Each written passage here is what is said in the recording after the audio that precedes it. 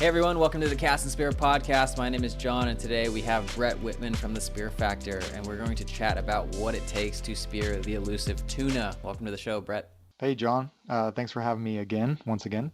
So I know we've gone after tuna together, and I know they're elusive and they're hard. What are some tips and tricks for people who are interested in maybe attempting it for the first time? Well, I would say there's a couple of things. Set yourself up for success, number one. And the tuna is kind of like their behavior changes so much from one day to the next. I remember going out probably 30, 35 times one summer, and every time it was like weeks of them just being a pain in the ass, and then one day, one week, it was just like shooting fish in a barrel. So the biggest thing that you'll learn, I think, time, knowing when to go, um, be patient, and uh, be consistent. I guess you could say that too. But I know a couple little tips, like in the changing of the currents. Oftentimes, the big bluefin, they'll be like puddling. They'll be a little shallow. They'll be a little less spookish during tidal change. That's a good one. And have equipment that is up for the job. There's nothing worse than being undergunned with a tuna, and it's kind of disrespectful to shoot something and then, or losing a fish. I've lost fish before, took all my stuff. So the biggest thing I think is to have, I think I probably already said that, but teamwork too. You got a group of guys on a boat, right? You've got lines and stuff everywhere, knowing that you're going to have loaded guns on the boat, chasing schools of tuna like whack-a-mole, and you got like I said, loaded guns, but you got guys yelling, running around, and all these things like that. So the biggest thing is everybody plays a role, just like in a team or anything, especially with the tuna. Everybody plays a role, and when it's your job to shoot them, then you go shoot them. But until then, it's more of a support thing. To be honest with you, um, a good deckhand is absolutely key when you're looking for these tuna. Now, when you find the tuna, sometimes they'll be on the surface, and sometimes they won't be on the surface at all, and they'll be at 100 feet. So there's a couple of different little ways which we look for them. One is you can, look on fish dope and see where they're going to be at. You can follow marine traffic and see where everybody's going. That's usually a dead giveaway, even though they turn off their AIS when they get, X amount of miles away. The other thing you can do is when you get out on your regular, the 43, your usual tuna spots, is you start motoring around, looking on the depth sounder, have a good depth sounder, and see fish finder, and see if you've got, marks, schools of tuna. Sometimes they'll be at 50 feet, sometimes they'll be at 100, but they won't be on the surface, but they're there. And so the one thing that when I say motor around is drive slow, right? Tuna is one of the smarter fish, and they're very, let's say, they're as the season goes on, you can see that they learn quite a bit, but they're very weary of boats after being run over by everybody in San Diego or in Southern California at some point. So go slow, don't spook the fish, and get in front of them. Get your divers in the water with their floats out and all their stuff. I mean, I still like to do one, maybe two divers, just because if you hit one and it's goes in one direction and you hit another one, it's going the other direction, you could have your hands full. Um, but the biggest thing, yeah, is you drive around, you look on the meter, and then usually like a light switch, sometimes it'll just start happening. They start bubbling up and you'll see them everywhere. And sometimes you don't. So what we do is we'll drive around the side, all kitted out, as we say, with our gear on and everything ready to go. One, the captain is looking at the fish finder, and he's metering the fish, and he's trying to figure out the direction and the speed at which they're going. And you kind of get, and you'll follow them. If you go real slow, you'll see them. They're getting closer. They're getting closer as they're coming up. And we usually yell out, a depth. We say dive, dive, dive, 50 feet, and then jump right in while the deckhand's throwing out the line, and dive down and try to meet them. And they're usually curious and they'll circle you up or they'll go by you. And take your time. Be aware, like blue water, right? Oftentimes, tuna around here, we've had 300 pounders. So be patient. They may be bigger than they are. Blue water, right? It's hard to judge distance, but they might be bigger than they are and they're farther away. And that's why having a big tuna gun is so important to make that 30-foot shot or that 25-foot shot and penetrate when it gets there. And then you have your bungee or your rig line that is appropriate for tuna. There's a ton of information on the tuna, and a lot of it I've learned, like I said, through failure of going out all these times and seeing the behavior and the patterns of the fish. Um, Sometimes you want to get in front of the fish and shut them when they're really spooked. See about getting in front of them and shut the engines down and just wait. And as you see them coming, get in the water and then go meet them. And then the captain on the boat will be like telling you, dive, dive, dive, because he's usually seeing them on the meter or you can see them on the surface, right?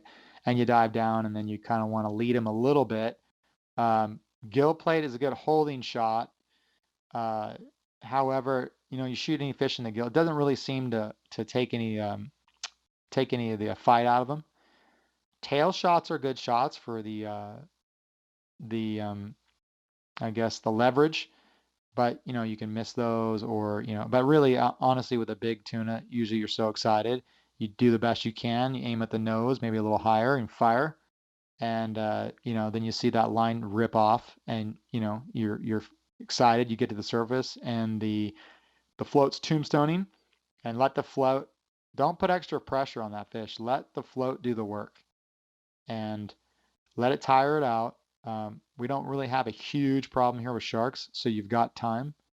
Let it tire it out and do the work, and then slowly work its way up. Either with one of those clinch little tuna clip, or one of those little clinch things from Neptonics. What are they?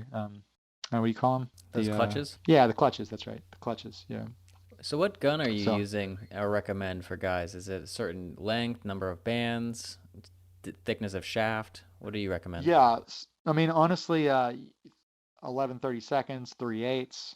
I tend to overdo things, number one, because if a 400-pound fish swims in front of me, I want to be able to shoot it and know that I'm good to go.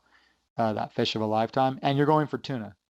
It's tuna, right? So what more justification than you need to get a big ass gun? So 72, like the max, right?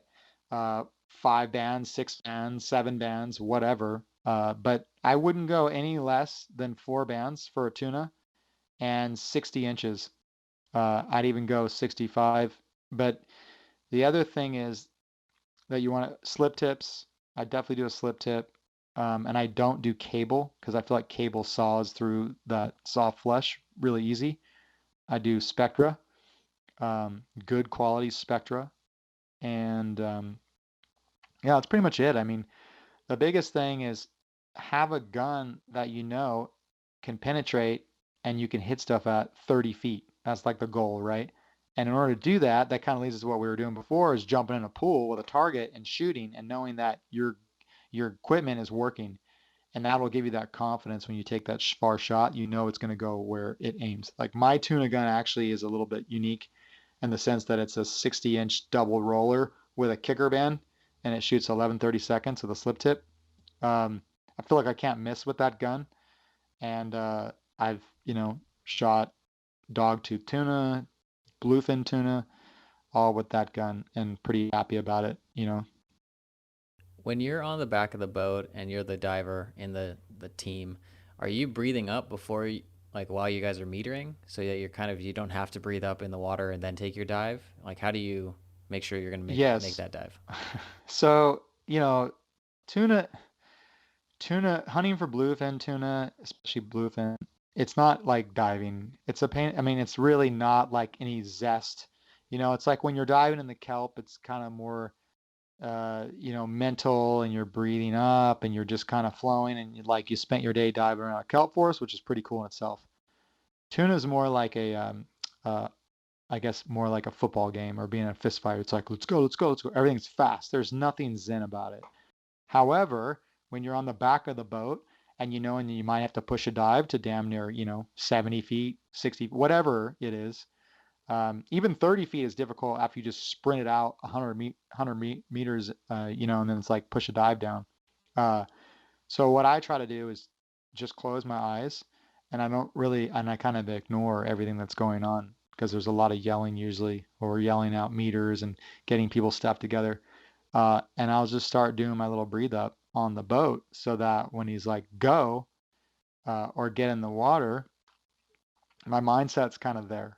Usually, when you're metering fish and you say go, you hit that water and you're diving down and you're just going and you push down as far as you can get wherever the fish are. And they usually come up. Fish is at 100 meters. Sometimes if you're at 60 or 50, they'll come up and see you because they're kind of curious. But if they're down far, you want to be down enough to, you feel comfortable. And when you go and take your shot, you're not rushing the shot. I don't know if anybody's noticed, but when you guys look at a lot of these tuna fishing videos, when guys are shooting a bluefin, there's just schools of bluefin swimming, and they're just waiting, and they're waiting, and they're waiting for that one fish. So be patient, which requires you to be comfortable. So when you're on the back of the boat, take a second, gather your thoughts and breathe and relax so that when you go to push your dive, you're ready. And you're never going to be as ready as you would when you're diving for like in the kelp doing deep drops. It's pretty much a run and gun, but do yourself a favor and start your breathe up on the boat. So just for people who might be sticker shocked, is it expensive to go spearfishing for tuna? Yes, very expensive, especially now with gas prices. Yeah. So depending on where the tuna were at. So like last week, they were at the 9 mile, which that's not bad at all. Last year, they were all out about 80 miles, almost to Cortez Banks, out San Clemente and on the backside of San Clemente. That's like a $300, $400 day, depending on whatever boat you're on. Um, and that's a private boat, right? We're spending $400 on gas on a private boat with three friends. Now, granted, right, everybody goes in usually one at a time, so you you're paying a lot of money, and because if you had five dudes on there, you probably wouldn't even get a chance to get in the water. So we try to like, as a cost versus time in the water kind of function excuse me, can't even talk, equation we do. But if you were to go out and say a private charter, it's going to be $500 a pop easy plus tip. Sometimes they do three, but usually when they're out far, you're going to be paying significant. And then, when you're going out a lot, like we're going out, it adds up. It adds up quite a bit. So I guess then after you are successful with all these tips and you hit your first bluefin, is there anything special with how you care for a fish that big, that 100 plus type fish? Do you have to bleed it, gut it, hang it off the boat, or throw ice packs into it? What do you do to take care of it so you get it home fresh?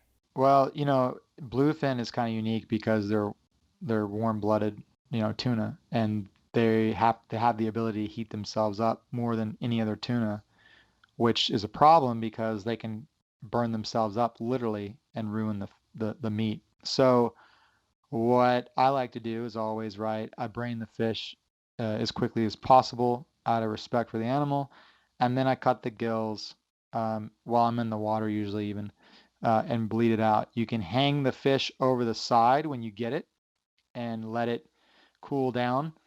That way, you don't necessarily want to throw it on ice right away because what happens is the fish is trying to heat itself up still and they'll burn themselves up. There's all kinds of weird little things to it.